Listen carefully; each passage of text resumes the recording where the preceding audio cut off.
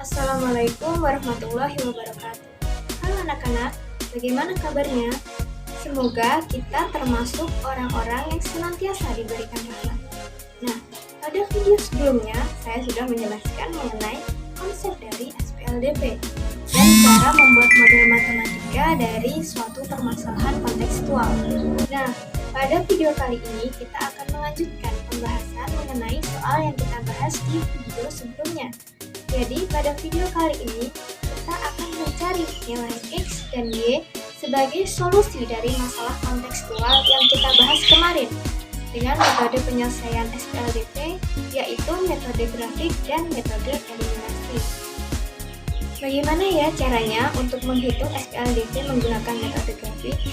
Nah, pada metode grafik kita akan menggambar grafik dari dua buah persamaan yang telah kita buat pada langkah sebelumnya.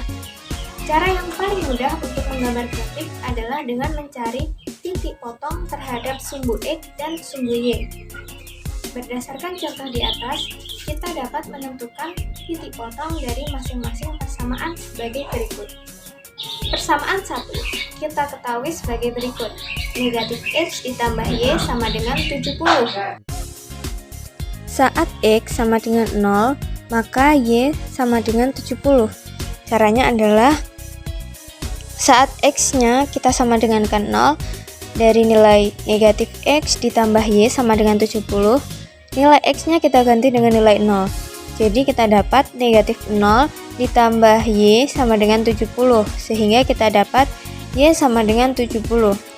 Setelah kita menentukan titik potong dengan sumbu Y, kita menentukan titik potong dengan sumbu X. Dimana syaratnya adalah Y-nya kita sama dengankan dengan 0. Jadi persamaan satu tadi negatif X ditambah Y sama dengan 70, Y-nya kita ganti dengan 0. Sehingga kita mendapat negatif X ditambah dengan 0 sama dengan 70. Sehingga X-nya sama dengan 70. Nah, dari titik potong dengan sumbu X dan sumbu Y yang kita hitung tadi, kita memperoleh titik X, Y-nya itu negatif 70 dan 0. Perhatikan grafik berikut ini.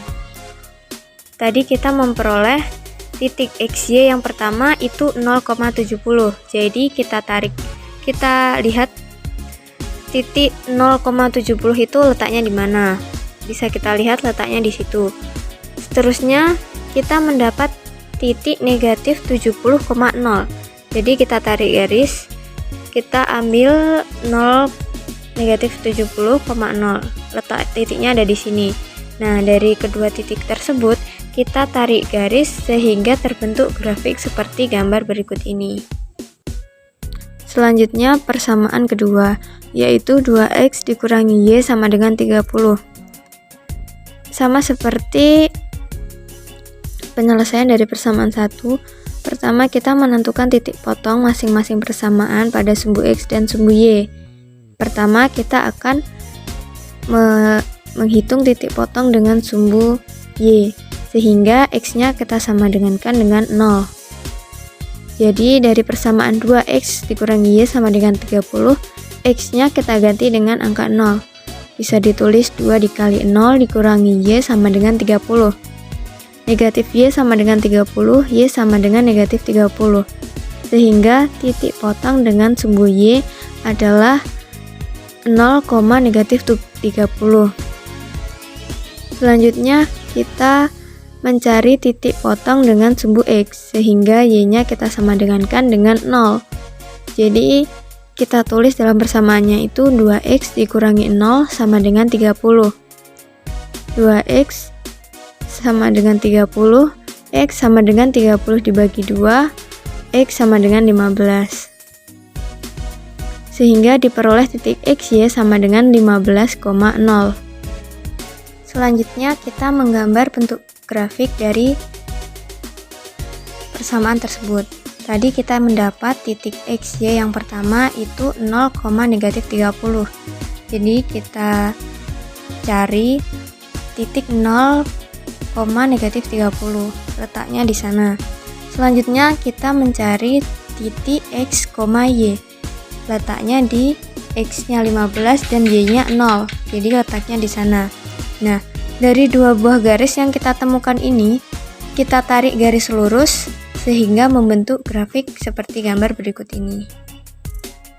Sehingga jika kedua grafik di atas digabung, maka diperoleh grafik sebagai berikut, di mana garis yang berwarna biru itu merupakan persamaan 1 dan yang berwarna merah merupakan persamaan 2. Sehingga kita bisa memperoleh titik potong dari kedua garis, yaitu 100, X-nya 100 dan Y-nya 170. Sebelumnya kita telah memisahkan panjang tali dengan variabel X dan tinggi Kumamon dengan variabel Y. Jadi sudah dapat ditentukan nih berapa panjang tali dan juga tinggi si Kumamon, yaitu 100 cm untuk panjang tali dan 170 cm untuk tinggi Kumamon.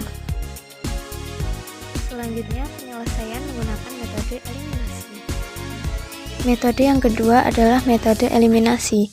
Metode ini bertujuan untuk mengeliminasi atau menghilangkan salah satu variabel, sehingga nilai variabel lainnya bisa diketahui. Caranya dapat kita lihat pada contoh berikut ini. Persamaan 1. Negatif X ditambah Y sama dengan 70. Dan persamaan 2. 2X dikurangi Y sama dengan 30. Nah, untuk mencari nilai X, kita harus menyamakan koefisien dari Y. Bisa kita lihat dari persamaan 1 dan persamaan 2 bahwa koefisien Y dari kedua persamaan itu sudah sama. Maka kita tidak perlu menyamakan koefisien tersebut dan bisa langsung menyelesaikan menggunakan operasi penjumlahan untuk menghilangkan nilai Y-nya. Sehingga bisa kita dapat negatif X ditambah dengan 2X sama dengan X, Y ditambah dengan negatif Y, sehingga Y-nya bisa hilang, dan 70 ditambah 30 sama dengan 100, sehingga kita bisa mendapat nilai X-nya sama dengan 100. Untuk mencari nilai Y, kita harus menyamakan koefisien dari X-nya. Karena koefisien X-nya ini masih berbeda, jadi kita samakan terlebih dahulu. Dari persamaan 1, agar nilai X-nya itu bisa sama, kita kali dengan 2. Sehingga persamaan 1 kita kali dengan 2 dan persamaan 2 kita kali dengan 1.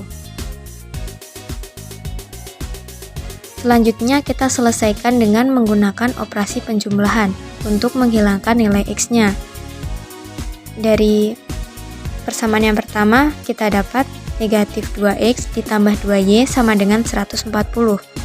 Untuk persamaan yang keduanya tetap 2X dikurangi Y sama dengan 30. Untuk operasinya, kita menggunakan operasi penjumlahan untuk menghilangkan X-nya.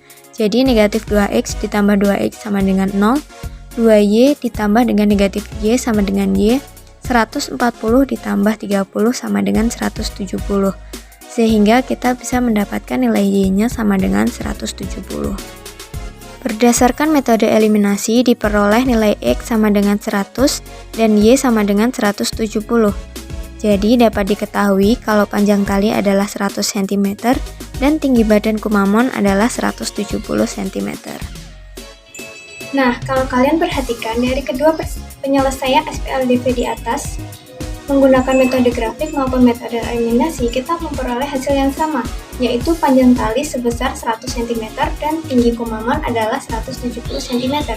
Jadi sebenarnya kita itu bebas untuk memakai metode yang mana saja. Meskipun begitu, kita harus tetap menguasai keseluruhan metode tersebut. Karena biasanya dalam soal itu ditentukan kita harus memakai metode yang mana. Contoh, jika dalam suatu soal kalian itu disuruh menggunakan metode eliminasi, maka untuk menghitungnya kalian harus menggunakan metode eliminasi. Jadi penting banget untuk kita bisa menguasai keseluruhan metode dalam penyelesaian SPLDV. Nah, sekian dulu ya penjelasan dari saya mengenai sistem bersamaan linear dua variabel atau SPLDV.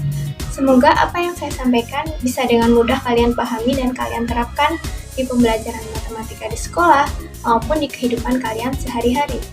Wassalamualaikum warahmatullahi wabarakatuh.